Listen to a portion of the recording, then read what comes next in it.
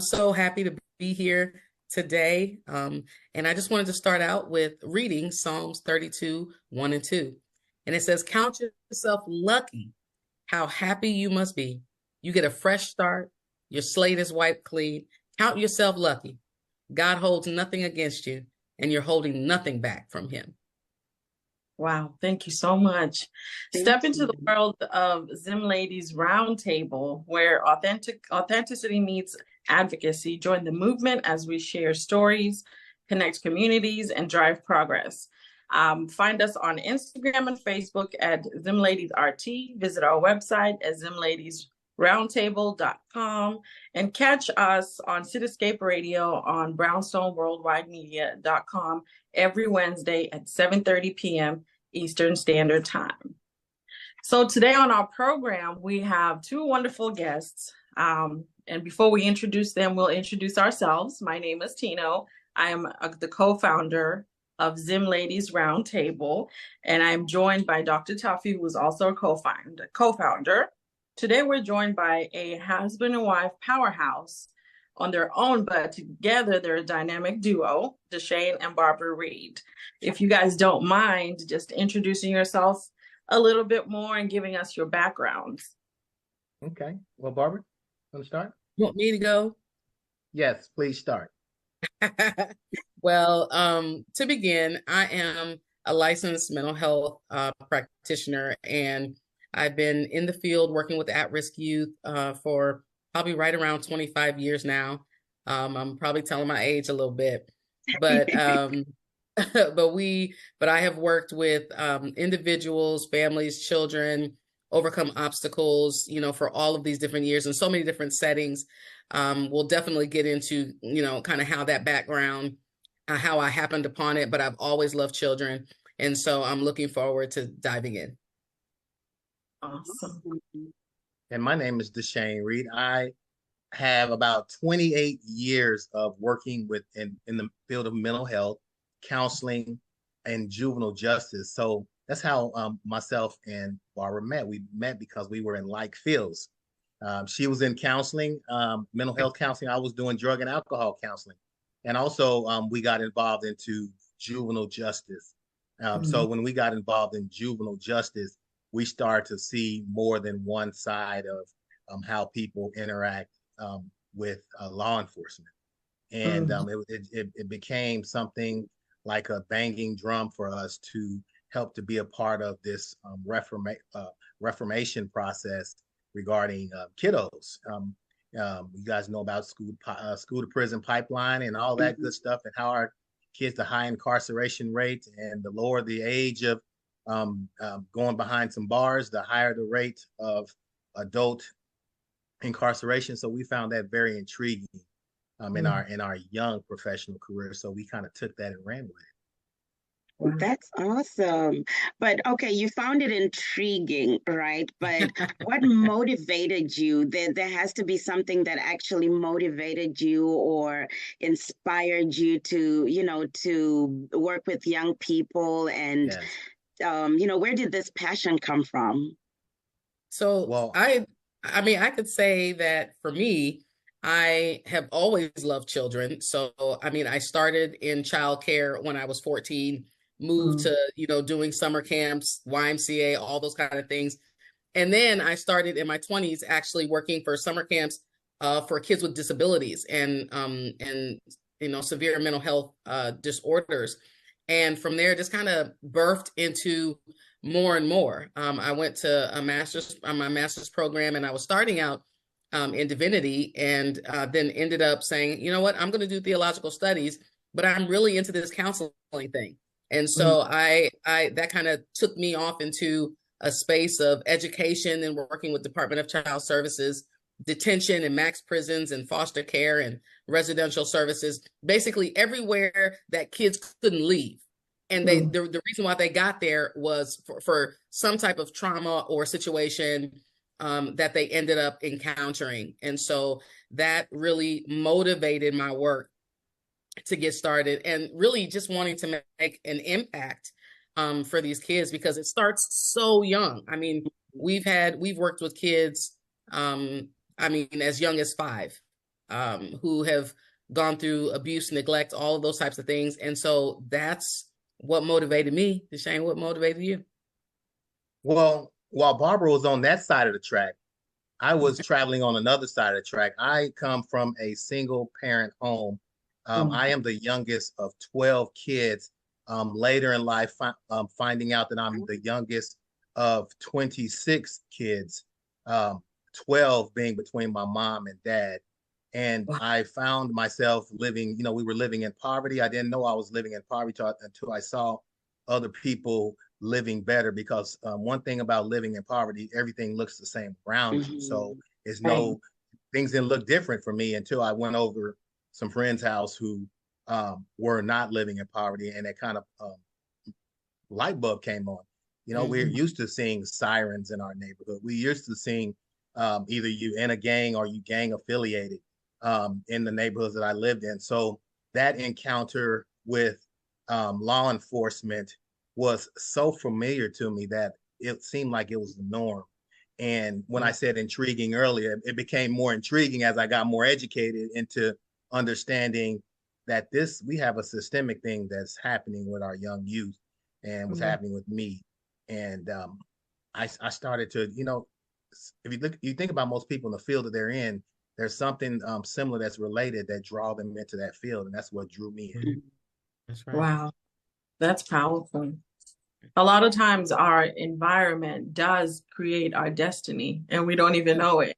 We don't know that that's how we're going to move forward in life. Our topic today is preserving promise, empowering our youth for a brighter tomorrow. Now, when we work with youth, especially youth that are in environments that are tough, they usually are resistant.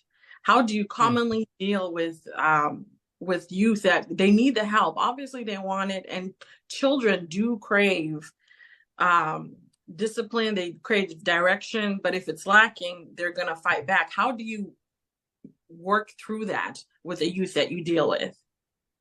So from my, I'll let Barbara chime in, because we've done a lot of work together, and we've been a great 1-2 punch with the kids. They don't know how to take us, because one good cop, bad cop, one day bad cop, good cop. So, but our style, my style of working with the kids is to understand that when these kids are presented to us, however they come to us on the assembly line of life, they're presenting the best coping skill that they have available within them. So if we are asking them to, hey, you need to have better coping skills, then they are showing you their better coping skills. That's all they have. So when we move into helping them to develop, when we use terminology called positive youth development, when we move into this, moving into positive youth development, then we need to help their tool belt. And it's like Batman. Batman is nothing without his tool belt. But if you can give Batman, who has all the tools, he can beat a whole bunch of enemies, and he can be successful. With our kids, we want to help them to increase their tool belt of positive coping mechanism to deal with situations. And my mom, single parent, going back to me, she kept me started me with soccer. I didn't know what soccer. Then she had me down at the school getting the free lunch program in the summer. We getting cheese and butter from the neighborhood. And then next thing you know, she put me in wrestling, football. So I started having new coping skills, which moved from ending as a team. And the way we lived, we naturally worked as a team, because everything that we did in our home had some importance to the makeup and the growth of us surviving. And you know what's so interesting? And Shane, he does not give credit to himself for this, but he's like a natural kid magnet. So like people just like think he's the kids think he's so cool. Oh, Mr. Deshane, and they're like, can you come back? That kind of. I'm like, how did you do that? Because I'm more of the, the strict, kind of structured one. And he'll lay down the law when he needs to, but he's really fun and he's really creative. And I think the kids really like that. So really anywhere we go, any age we interact with, doesn't matter whether elementary all the way to high school and beyond. I don't know, they just so attracted to his spunk And I think that's a good way to rope in kids. It is. Children, they just know a good spirit. They do. They do. Oh yeah. They're always drawn to it. I mean, they're fun. You're not going to get not one boring moment. I think that's been the beauty of our field. Well, is Deshane a big kid? Well, you know what? I try to let, these kids are going to see how you're going to react. I treat them as if nothing that they do going to cause a reaction out of me. I don't care if you pass gas, your underarm smell, you make funny faces, whatever it is. I'm ignoring because I'm trying to look through that so I can see you. Right. It's so good, so good. Oh yeah. And I understand, getting into this field, you recognized a need with our youth, and you figured out that there's something that's missing that you want to bring to them. I'm wondering, what do you believe are the most critical skills or attributes that young people need to succeed today? What are they missing today that you are actually bringing to them? That's a great question. And one of the things I hope that we do bring, just from us showing up, is the fact that we're together, the fact that we are tackling this as a team, and we happen to be married, and we are building. And so number one is, I think it's just important to see something that you haven't seen, or that you want to see, so that you know that you can get there. Because I feel like, the strength and the stability of the family, obviously it starts from just at least seeing it at its most simplistic form. And then, another thing that we try to incorporate and we love is, we are very spiritually centered. And so we want to make sure people are thinking kind of beyond themselves, like, oh, it has to, if it's up to me, it has to, it has to be, it's up to me. That's a lot of pressure on kids today. And there's already enough going on right now. The world is super fast. Sometimes I feel like children are caught in the whirlwind of things. And so, like, what I'm hoping we do is, whenever we show up anywhere, whenever we're working anywhere, whenever we show up to do our consulting jobs and things of that nature, that we're slowing down enough to say that we see you, we know your name, we want to know your story, because everybody is going at hyper speed. And so when that happens, we miss a lot. And so we want to slow down enough to be able to see the need and be able to do it. And I think that's why we've been taking on this journey of this book project. Yeah, and I just to piggyback off that, I love what you said, Barbara, in regards to one thing that we do is we try our best to interact with kids and get to know their names. It's nothing like saying, "Hey, Juan. Hey, Jerry. Hey, Jane. How are you today? Roxanne. How are you doing, Barbara?" Saying their name to let them know that, somebody recognized me in this world. And they actually called me by name. It's this book that we read often. It's called the Holy Bible, and it talks about this gentleman named Jesus, and he knew people by name. He told a guy that was in a tree named Zacchaeus "Hey, I'm coming to your house to hang out with you." Zacchaeus ran home to get his house fixed up. And Jesus wasn't worrying about none of that. He just wanted to spend some time and hang out with him. So when you start knowing about that gentleman named Jesus, he did a lot of relationship building. And that's what it's about, building the relationship. And I think that's when you said what's missing. I think the relationship is being lost, and things are moving into a transactional process versus the relational piece helping to move into a transformational process and interaction with kids.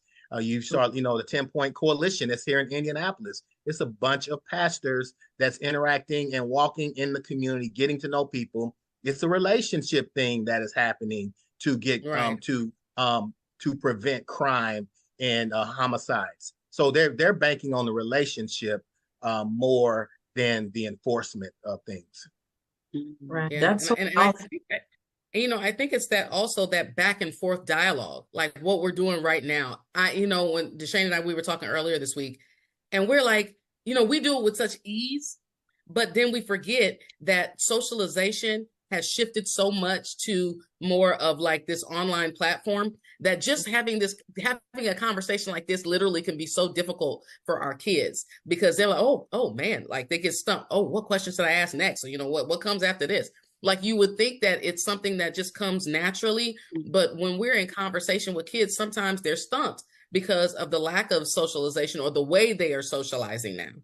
Mm-hmm. It's a lot. Unfortunately, as great as social media is, it really is kind of breaking the kids down.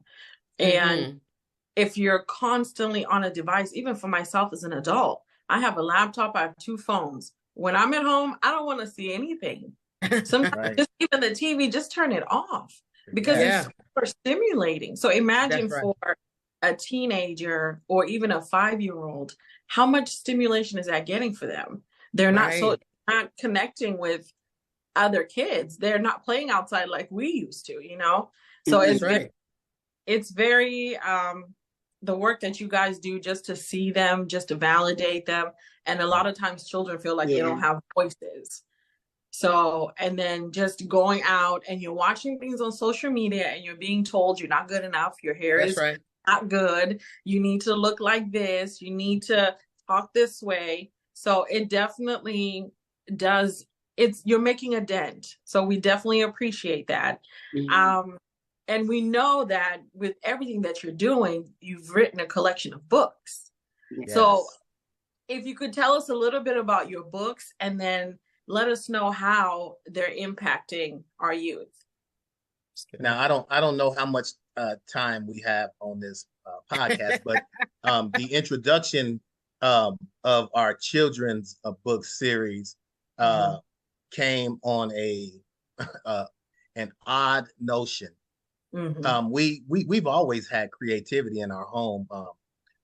Barbara is an excellent vocal artist. She sings very well. If I need to get to sleep, she can sing me to sleep. She can wake me up. She can sing a prayer. She's a vocal talent, but that's just one of her creative talents. And me, I'm left-handed, so we're naturally talented in that aspect. So we're over tapping into our creative centers. So our book series came when I told you I'm the youngest of 12 by way of 26 kids. My dad had 26, but him and my mom had 12. Well, the oldest of the 12 is my brother. His name is Dwight, and he wrote a poem when in 1972. We're from Tulsa, Oklahoma, home of the 1921 massacre in our history. And Oklahoma has always been, Tulsa has always have been ridden with that history, and things have really slowed down for African Americans in Tulsa. So my brother in 1972, at senior year of high school, wrote a poem that got a lot of national attention. And he then went off to war, and the name of the poem was called "Lucky Are Those Born Black." And the poem was a hoorah to the community, to say, keep fighting.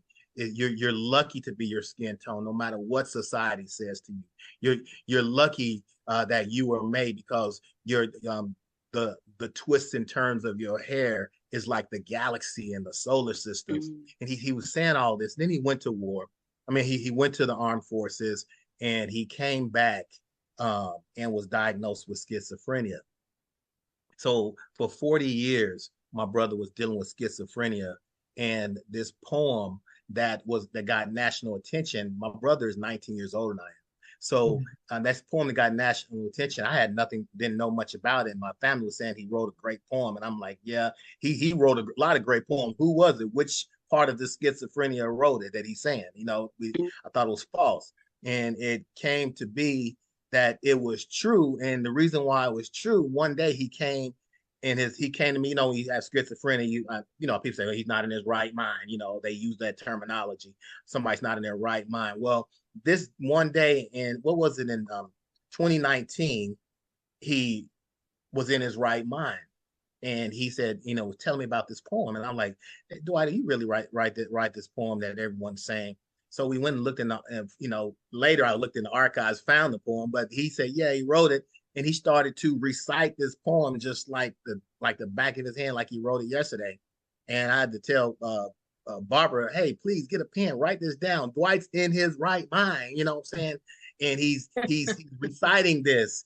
I'm telling. I don't know. In the Black community, we use the right mind, wrong mind. That was our diagnosis for mental health. Hey, you're not in your right mind right now. So he was in his right mind and shared this poem. We wrote it down, and I asked my brother. I said, "Can I utilize this poem and go a step further with it?" And he's like, "Well, yeah, you can do it, little brother. Absolutely. This poem has served its purpose since 1972. So in 2022 is when we released the children's book, Lucky Are Those Born Black. So we took his adaptation from this poem and we moved it to being the first book of this 6 book children's enrichment series. Oh, wow. And I don't know if you read Lucky Are Those Born Black, but Lucky Are Those Born Black is really a hoorah to people who are various hues of Black, from dark skin to light complected to if you have Black and some other race mixed in with you. We say, hey, lucky are you.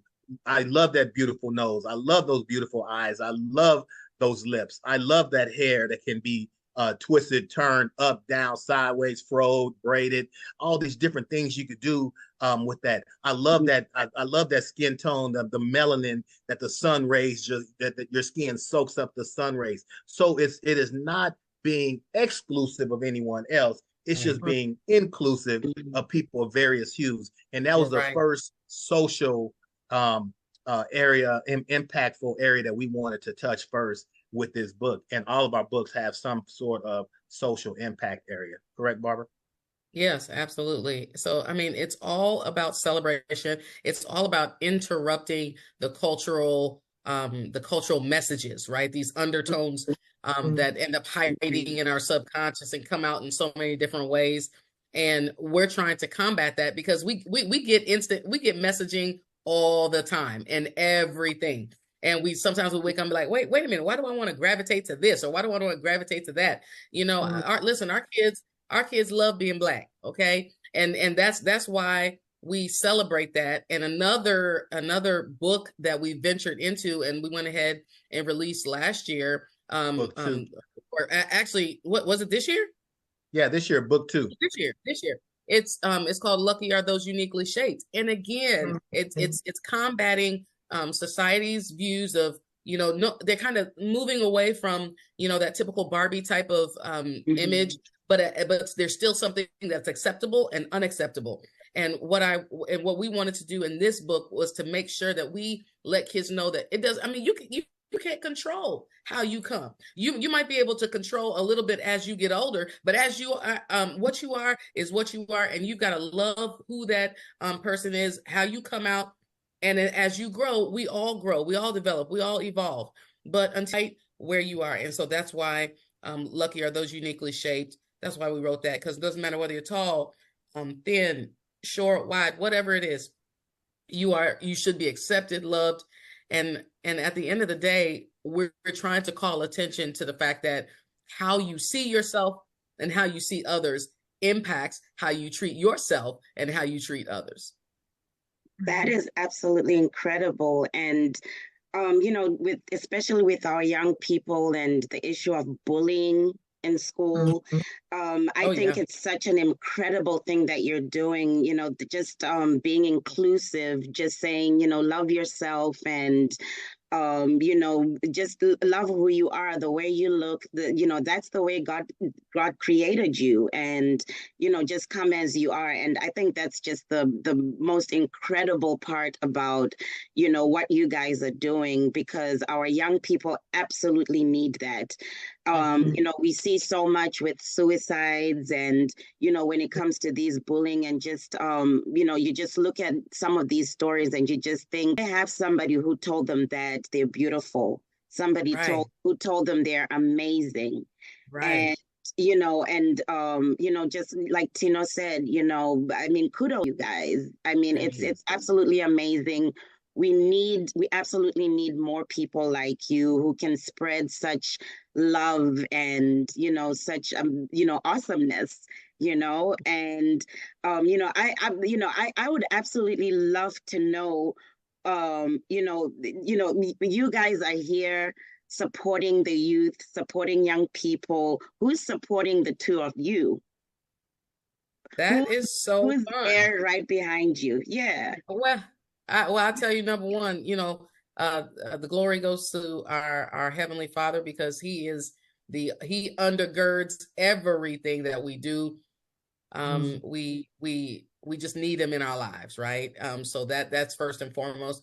Our parents, my parents, Deshane's family, our children, they're all behind us. We have a wonderful friend circle that Church really supports community. us, and yeah, we have our church community. It is really a blessing, because you can't do this work by yourself. That old adage of it takes a village. It really does.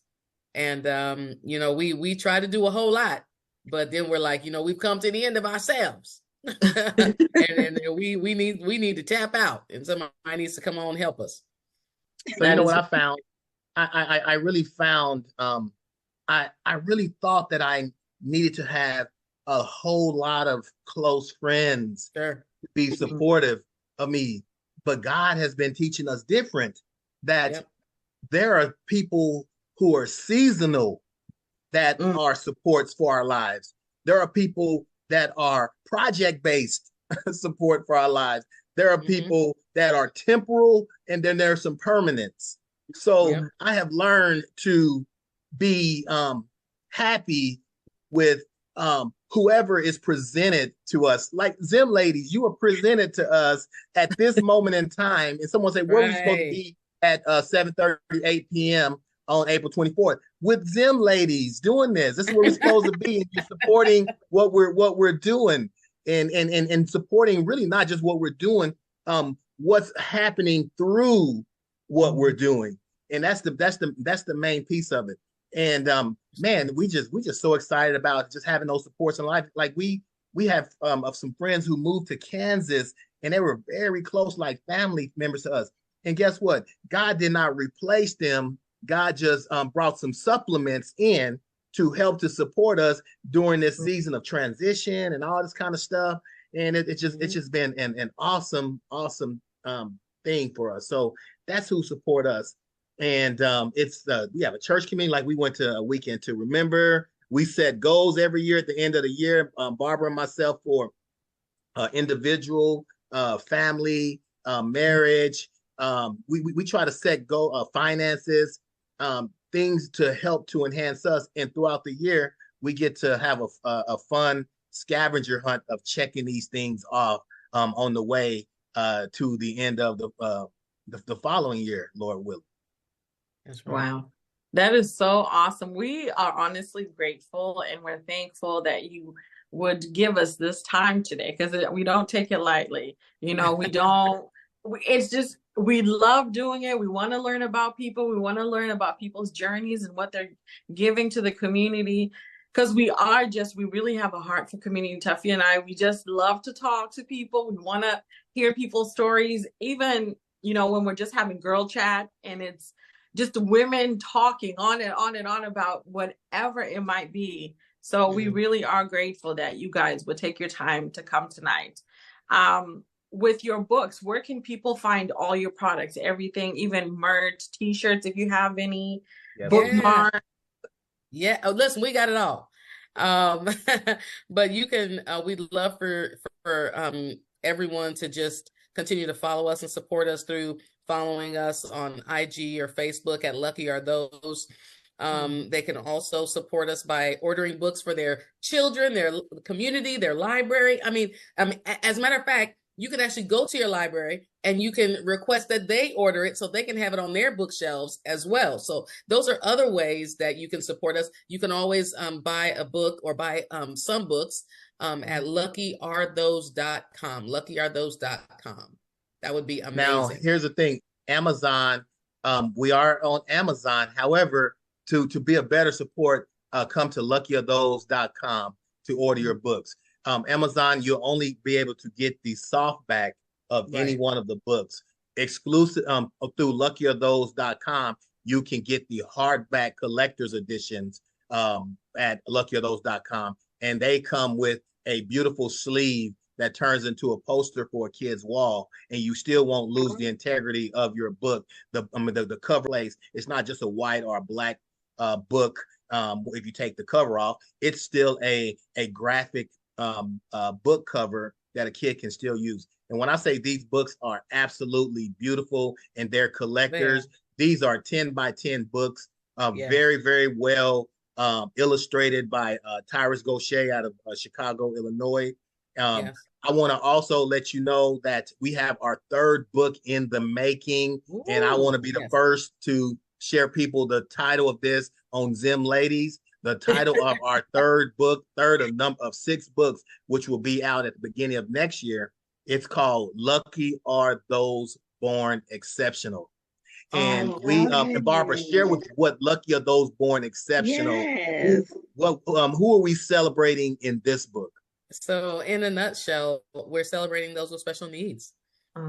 Because again, these are, we try to focus on populations that they get accolades sometimes, they get recognition sometimes, but I'm telling you, those with special needs and their communities around them are doing some exceptional things. And so that's why we were like, you know what, we've got to zoom in on this population so that we can celebrate what they're doing in their own lives, worlds, and their communities. And so we're super excited, working really hard to get that out. So we're excited. And I'm telling you, our illustrator, we put him to task on this one. When we talk about Lucky Those Born Exceptional, all of our books follow the PIES. We call it the PIES process, PIES. All of our books must be positive. They must be inclusive. They must be educational, and they must touch on a social subject. So that's our PIES. Every one of our books that you'll see, that's how you know it's ours, is because if you see our book putting anybody down using language that we like in our Lucky Are Those Born, Lucky Are Those Uniquely Shaped, this second one that's out, we don't use words like fat, skinny, or anything like that. There are other terminology that is more acceptable for kiddos, and we want to make sure that people really see that. We use terminology like thin, sturdy, stocky, these types of full figure, that type of language, because the society that we're living in, this is not like Barbara was saying, this is not the Barbie doll society that we're living in.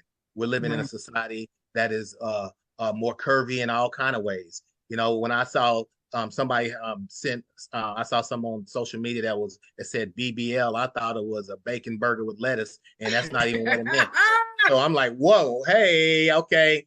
I thought I was ordering something. I was like, let me order that bacon burger with lettuce. I thought it was a Hardee's order, but it wasn't. So there's not a Barbie, and Barbie is not the thing. People are trying to get the bacon burger and lettuce nowadays. So we got to combat that and say, you know what, you're beautiful without. You're beautiful the way God made you, and we leave it in that. I absolutely love it. I love it. And I am so excited about your upcoming book. Especially, I work with people with special needs. I found myself coming back into this field. So right now I'm a program director, and I'm having trouble leaving. Like, this is not what I went to school for. So but I'm struggling to get out, because they are the most incredible human beings I have ever met, the most loving. And, one thing I realize is they just want to have a good time. Like the rest of us, right? They just, they want to have dance parties too. You know what I'm saying? Yeah, they so it's been amazing being being in this field. I've been doing this job for a little over a year now, and when I started, I said, I'll give it 6 months, I'll give it 6 months. And then 6 months came along and I was like, I'll give it another 6 months. Let's see what's in store. But, what you're doing is incredible. I'm excited about this book. I'm definitely going to purchase this book for some of my clients. They love, a lot of them love to read. A lot of them love to read. A lot of them love to flip books, look at pictures. So Yeah. I'm really excited about it. I'll be your first purchase. Hey, let's do it. We'll Let's do let it. you know. We'll let you know when it comes out. Yes, and we'll It'll be definitely fun. let the rest of yes, we'll definitely let the rest of the table family and the Brownstone Worldwide family will definitely let them know as soon as the book is out. But Awesome. everybody give them that website again so they can go to your Yeah. So website. absolutely. Thank you so much. Again, you can follow us on IG or Facebook at Lucky Are Those, and make sure to stop by luckyarethose.com to purchase your books. We'd love the support. And you get an author signature when you order at luckyofthose.com. Yes, Oh, yes. I love Yes, it. yes, yes. Well, thank you so much, Mr. Thank and you. Mrs. Reed, for joining us tonight. It was a pleasure. And as always, you can find us on Instagram and Facebook at ZimLadies RT. Visit our website at ZimLadiesRT.com. Just live on Cityscapes Radio on Brownstone Worldwide Media every Wednesday at 7:30 p.m. Eastern Standard Time. And as always, be your sister's keeper. Have a good night. Thank you. Bye. Thank you. Bye-bye. you. Thank you so much. Have a good night.